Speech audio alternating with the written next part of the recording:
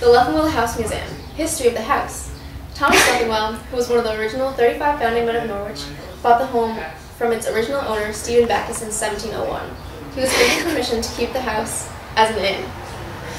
Benajah Leffingwell, Thomas's son, was also an innkeeper. Additions were made to accommodate travelers. The original home consisted of a room on the first floor, what is now called the tavern room, an upstairs bedchamber, and a cellar and attic. In the tavern room, visitors will find one of the few remaining examples of a completely paneled room from this time period in New England. Most of the furnishings are examples of items used in the first half of the 18th century, including a wrought iron handle and rush light holder made by Backus Ironworks in Norwich. The original bedchamber had been restored to its 1675 state, with the exception of windows which were added in 1700.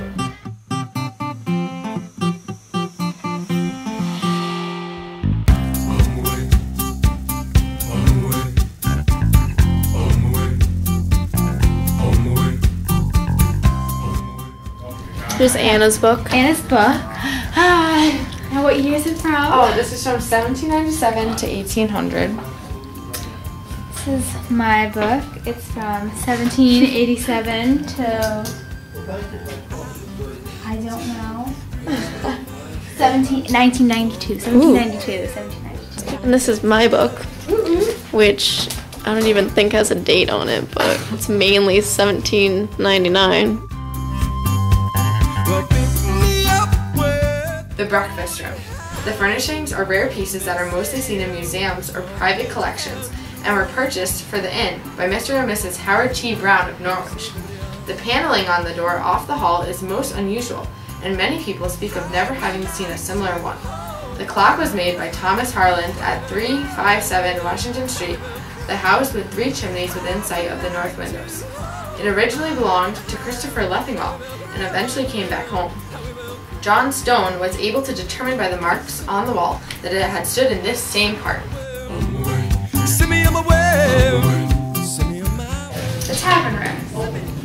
This room is paneled on all 4 sides. This was probably added after the fire in 1760, as with the present windows and shutters. During the Revolutionary War, many political meetings were held here, and these shutters would have been closed for privacy.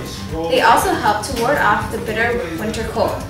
The window bar serves as a lock and can also be used to hold open the window on the warm days and to secure the shutters when closed. That paper was so important to somebody.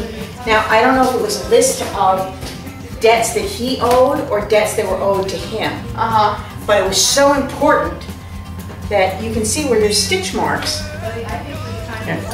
Let's take it into this. Yeah. Take it into the light. Even your eyes will strain for that. Let's see that? Oh, cool. Oh, stitch marks.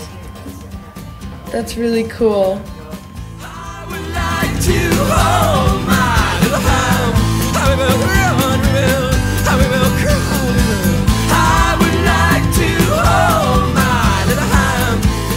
This is the adult bedroom. This room is the rest of the Stephen Backus house.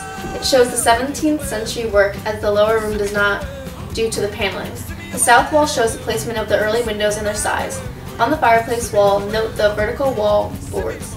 This is shadow molding and typical of the 1600s. The small fireplace probably dates from the remodeling of 1760.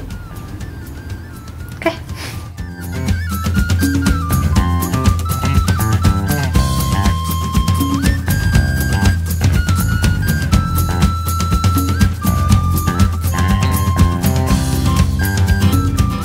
The door to the spinning room was found in the basement and brought upstairs when the house was moved. The old hinge marks matched up with the scars on the paint, and the nails went back in the old holes. If you pull the string, the latch goes up, common and outside doors. Above in the wall, the unfinished boards reveal where there was probably a stairway to a loft on early stage of the house.